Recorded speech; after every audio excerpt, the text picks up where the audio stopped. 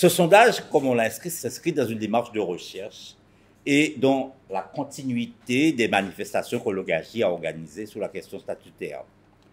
Il fallait entendre la voix des Guadeloupéens. Et c'est un peu l'objectif qui a été poursuivi. Alors, notre ambition n'est pas d'asséner des vérités définitives.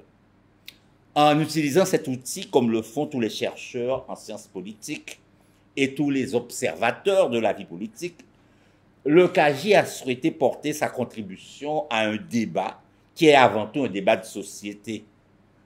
Que veut le peuple guadeloupéen? Le premier constat qui s'impose, c'est la condamnation sans embâche du système actuel.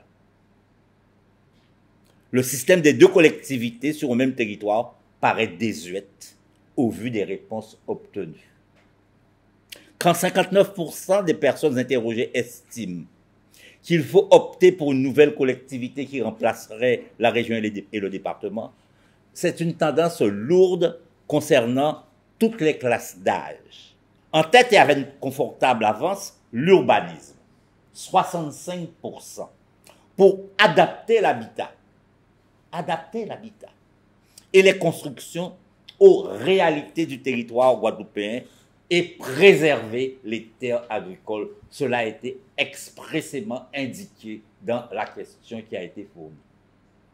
Avec 55% d'opinions favorables à ce que la collectivité détienne les rênes de cet enjeu, comment ne pas y voir transparaître les signes de ce que j'appelle l'appropriation appartenance territoriale et de l'affirmation identitaire d'autre part.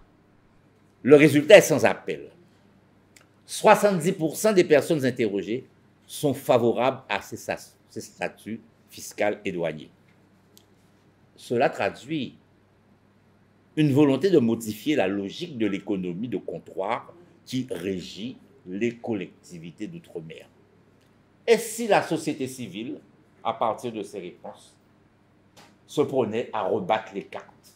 Je vous remercie.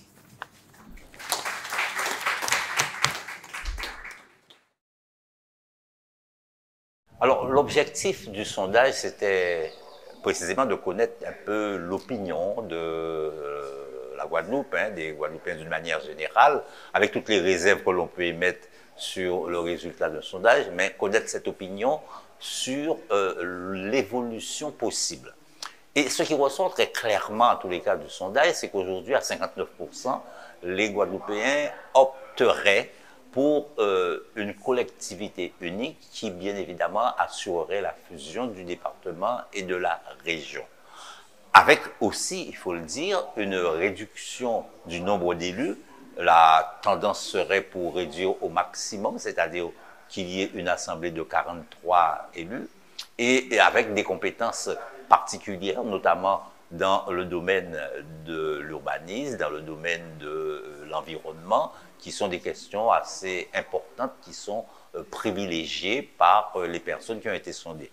Mais la question qui nous paraît la plus essentielle, c'est la réponse à la question, est-ce qu'il serait favorable à un statut fiscal et douanier qui protégerait la production locale, qui permettrait de récupérer un certain nombre de taxes, et là de façon extrêmement, on peut dire, massive, à plus de 70%, ils disent oui, la Guadeloupe doit être dotée d'un statut fiscal, ce qui veut dire que cette fusion dont on parle, cette collectivité unique, irait bien plus loin qu'une simple fusion, mais permettrait de poser le problème de l'autonomie en matière fiscale et douanière.